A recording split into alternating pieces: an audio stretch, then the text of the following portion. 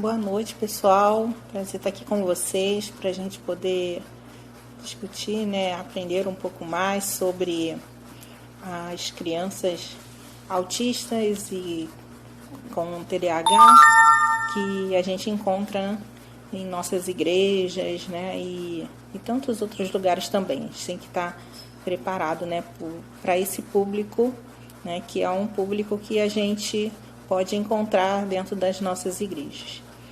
Eu vou estar me apresentando para vocês. Meu nome é Cristiane Europeu. Eu sou professora de EBD e professora também secular. Sou professora de Educação Física dentro do município do Rio de Janeiro e do estado do Rio de Janeiro. Eu sou moradora de Belford Roxo e sou membro da Igreja Batista em Nova Piã, que é aqui em Belford Roxo.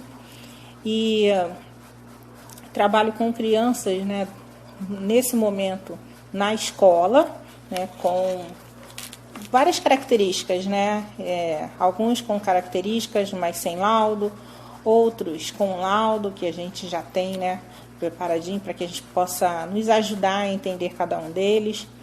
E em qualquer uma desses dois lugares, em que eu trabalho, seja na igreja ou seja na escola, há uma preocupação muito grande de que a gente possa fazer o melhor pelo nosso aluno, E a gente é sempre cobrado em relação à escola, E muitas das vezes na igreja não. A gente não é cobrado na igreja, mas eu entendo que não pode ser diferente, Todos os dois lugares, demandam de que a gente tenha uma preparação para poder falar com cada um deles, Então, falar e conseguir trabalhar com cada um deles. Nesse grupo do EBD+, a gente está sempre se preparando, fez com que eu estudasse mais ainda, as minhas referências é muito do que eu vejo na escola e consegui aprender, com os meus alunos, Tudo começou, na verdade, quando um aluno meu na igreja, que é surdo, então ele não sabia ainda a língua de sinais, e Libras, e ele então começou a me fazer me preocupar, porque tanto ele não sabia quanto eu não sabia, e fiquei pensando de todas as crianças que chegassem até mim e que tivessem algum tipo de necessidade. Então entrei no curso para poder falar pelo menos o básico com ele, sinais básicos, que eu precisava saber para poder conversar com ele. E depois veio essa situação da criança com criança autista e TDAH. Então fui juntando, tanto as crianças da igreja quanto as crianças da escola, foram fazendo com que eu me preocupasse em aprender cada vez mais para poder fazer o melhor, tanto na escola quanto no local onde congrego. Então a gente começou a pesquisar, e no grupo a gente teve essa dificuldade para saber como lidar na EBD ou nas atividades que eles fazem parte. Eu, por exemplo, faço parte da liderança do Ministério de Juniores, Então, assim, em todos os lugares, não só na EBD, mas nas atividades em geral na igreja, a gente tem que estar preparado.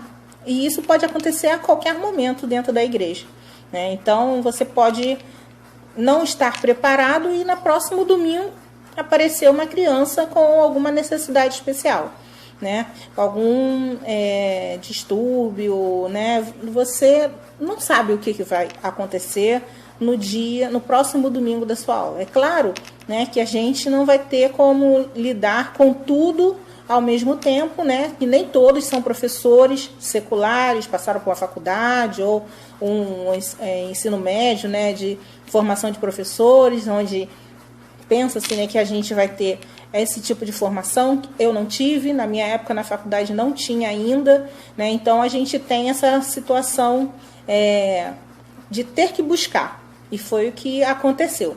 Eu tenho que ler artigos, revistas, muita reportagem, muitos relatos de familiares para que eu possa usar com as minhas aulas.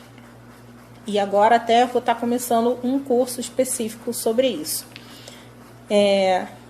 E a gente, quando organizou, né, para poder fazer essa live, e que infelizmente a gente não vai poder ser em live, mas o vídeo vai nos ajudar bastante, pedimos para que as pessoas pudessem mandar perguntas, para que elas pudessem nos orientar, né, em relação às demandas de cada pessoa. E eu vou estar respondendo essas perguntas para vocês, né, para que a gente, a princípio, consiga sanar algumas situações, mas eu sei também que vocês podem, né, ter outras, né, a gente não vai conseguir, claro, sanar tudo aqui, mas a gente, né, pode responder futuramente, sem problema nenhum. E até mesmo fazer uma live, ok? Então, vamos lá. A primeira pergunta que a gente recebeu aqui é: como incluir a criança dentro da dinâmica?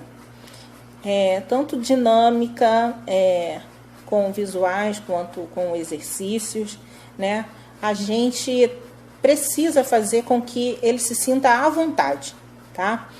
Quando é uma criança que veio pela primeira vez, a gente não tem muito conhecimento, né, da criança, mas quando ela já está com você há algum tempo, você já o conhece, aí fica mais fácil de você colocar ele mais à vontade nas atividades. Então, a primeira coisa é que ele se sinta à vontade.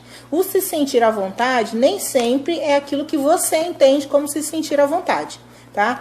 Por exemplo, uma criança pode estar se sentindo muito à vontade andando pela sala enquanto você fala, tá? Mas, pra gente, andar pela sala enquanto você fala, muitas das vezes é malcriação, né? Ou então não quer prestar atenção, né? Então, a gente tem que estar colocando essa criança à vontade e entender que ela tem necessidades diferentes da nossa, tá?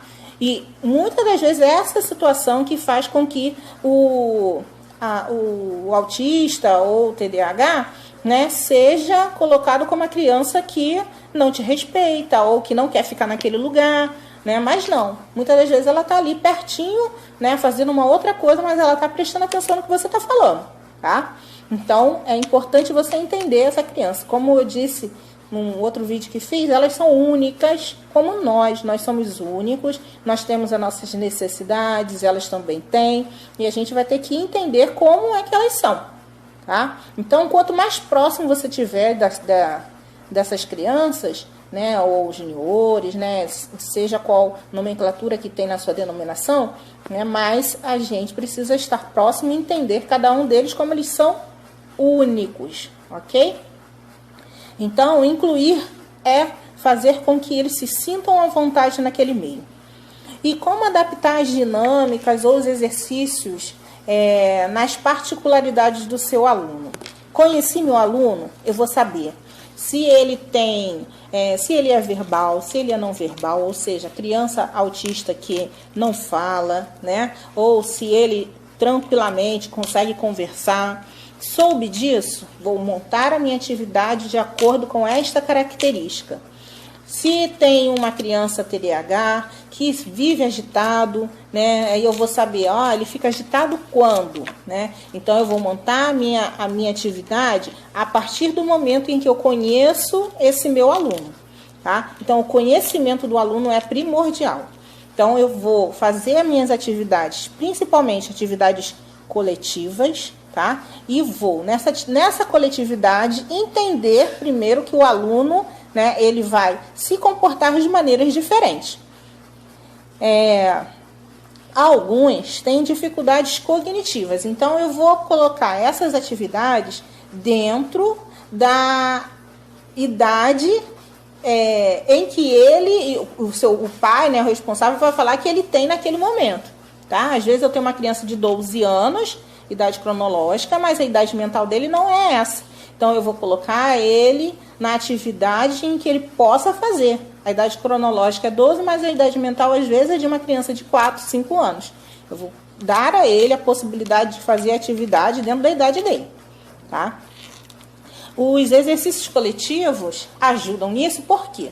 Porque quando eu ponho um exercício coletivo, eu vou ter a ajuda de um outro coleguinha, outro coleguinha vai estar lá sendo incentivando a ele, né? É claro que muitos, né, o autista não gosta de barulho, então só se for uma criança que consiga se adaptar a esse meio, com muitas crianças, né? Ou você mesmo vai falar para a turma, olha, o seu coleguinha não pode, né, ficar com muito barulho, então vamos diminuir o barulho, né? Então você vai informar para ele sobre essa situação. A sua turma precisa também conhecer essa criança, né? Mas primeiro você precisa conhecer para você poder passar isso para a sua turma, né? Para os coleguinhas que eles têm ali naquele momento, tá? Muitas das vezes eles são os nossos ajudadores. O restante da turma são os nossos ajudadores, porque eles conseguem entender aquela criança, né? Eles conseguem ser aquele que vai estar dando suporte para aquela criança dentro da sala, tá? Tanto, o coleguinha tal, ele tá reclamando do barulho, tia. Então, vamos prestar atenção nisso, tá? Eles mesmos já vão se adaptando àquele coleguinha que ele tem ali na sala e vão ajudando, tá? Os exercícios visuais são muito importantes. Por quê? Porque os exercícios visuais fazem com que eles tenham uma pergunta rápida para uma resposta rápida, né? Você não pode ficar dando muitos conteúdos de uma vez só, tentando fazer com que a criança consiga adquirir tudo aquilo de uma vez só. Então, façam atividades em que não precise dar tantas informações assim, que só em olhar, né, ele vai conseguir ir, ele vai conseguir colocar a mão para responder, ou então ele vai com o grupo, ou então ele vai saber lidar com aquela situação de maneira rápida, né? Então, esse é o tipo de atividade que ele olhou, ele já vai lá, coloca a mão na resposta, ou então ele olhou, ele já vai poder falar qual é a resposta, né? São coisas que ele vai fazer com mais facilidade, tá? Não pode ter tanta informação para ele poder fazer uma atividade, tá? E isso, aos pouquinhos, ele vai se adaptando também, tá? Vai melhorando aos poucos, né? Isso leva um tempinho, mas ele vai se adaptando, tá? Então, a gente precisa fazer com que a atividade vá aumentando de dificuldade ao longo do tempo que você conhece as características do seu aluno, o quanto ele evoluiu, porque também acontece isso, tá? Como também tem crianças que você não percebe que é autista, tá? Que é um autista leve, né, como se é chamado. Aí você vai fazer a atividade dentro daquela característica dele, porém ele vai fazer e responder tudo tranquilamente. Então, esse tipo de criança já pode ter uma dificuldade maior, né, nas atividades, e você vai colocar ele ali dentro daquele grupo, tanto quanto outras crianças são tão acima, né, no seu nível intelectual, que para ele, dentro de uma sala de mesma idade, a atividade vai ser muito fácil. Por isso, de novo, tem que conhecer o seu aluno. Tem que entender que aquele aluno, né, tem as suas características. A atenção das crianças, a atenção para as crianças que estão no grupo ou com os professores. O que acontece? Nós, professores, gostamos muito de que o nosso aluno dê total atenção para a gente numa aula, né? Quem é professor aí de educação infantil ou de educação infantil primeiro segmento, segundo, né? A gente quer que o aluno esteja olhando para a gente, quer que deixe tudo e olhe para a gente. Tô dando uma informação aqui, não mexa no celular. Tô dando uma informação aqui, deixa o caderno, né?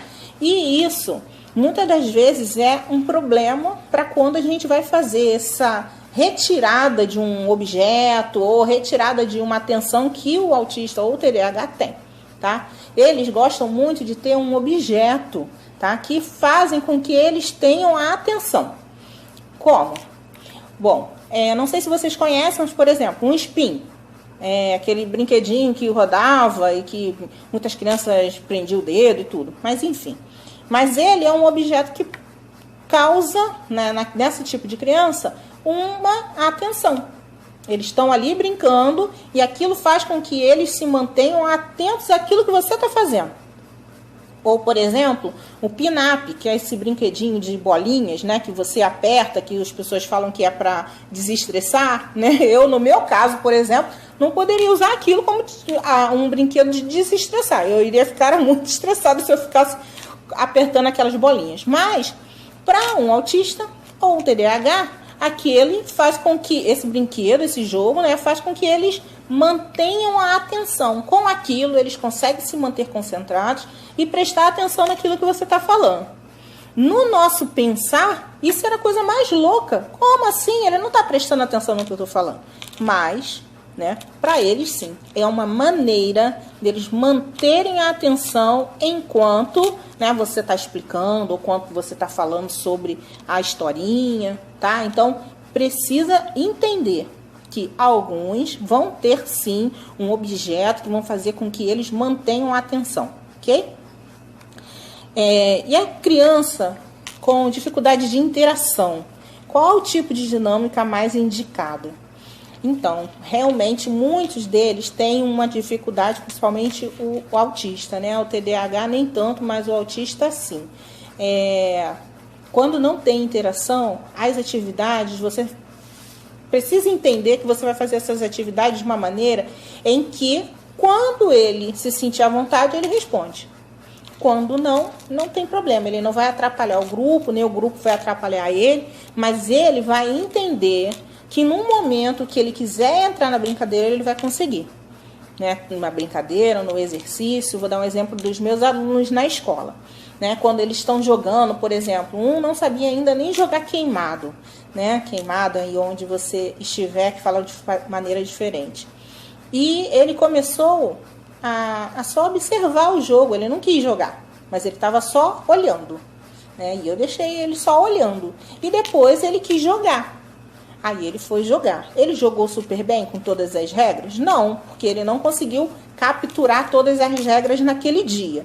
Mas aos poucos ele foi capturando e foi cada dia jogando alguns minutos, depois no outro dia mais outros, depois ele jogou um jogo inteiro. No dia seguinte ele não quis jogar nada, né? Mas ele conseguiu entender que aquela brincadeira ali ele poderia entrar e fazer parte. Então, as atividades, seja ele uma dinâmica, seja ela um jogo, uma brincadeira, ele tem que se sentir à vontade a fazer parte daquela brincadeira no momento que ele se sente confortável, né? E quando ele não for, não se sinta assim, porque não está conseguindo fazer minha brincadeira, o que eu estou fazendo aqui? Estou fazendo alguma coisa errada? Não.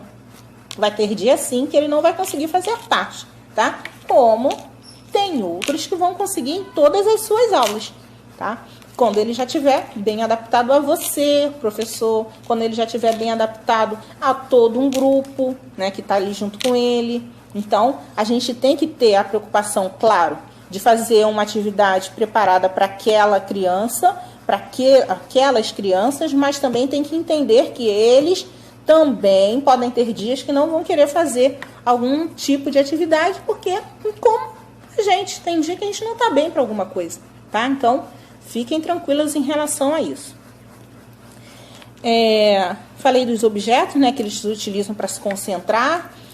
E quais as atividades físicas mais indicadas para crianças autistas e TDAH? Bom, as atividades são muito particulares, mas é muito interessante que uma criança faça atividades físicas, né? TDAH ou autista. Bom, desde quando comecei na faculdade, né, e estagiária ainda, eu trabalhei e ainda trabalho com crianças autistas e TDAH na natação, né? Dou aula até hoje na natação e eu sempre trabalhei com eles e é um ótimo exercício para autistas e TDAH, tá? Estar no meio, né? Mesmo fazendo a natação sendo um exercício individual, mas estar no meio é muito bom, né? Porque não é um meio tão barulhento, o barulho mesmo é só da água. Para alguns, para iniciar, seria muito legal. Mas não restrinja a sua criança, né, para as atividades, tá? Quer colocar ele numa aula de tênis? Coloca ele numa aula de tênis. Quer colocar ele para fazer uma aula de futebol, futsal? Coloca ele para fazer atividade. Vai investigando com o seu filho, né, neto ou aluno, né, aquilo que ele vai se sentir melhor em fazer.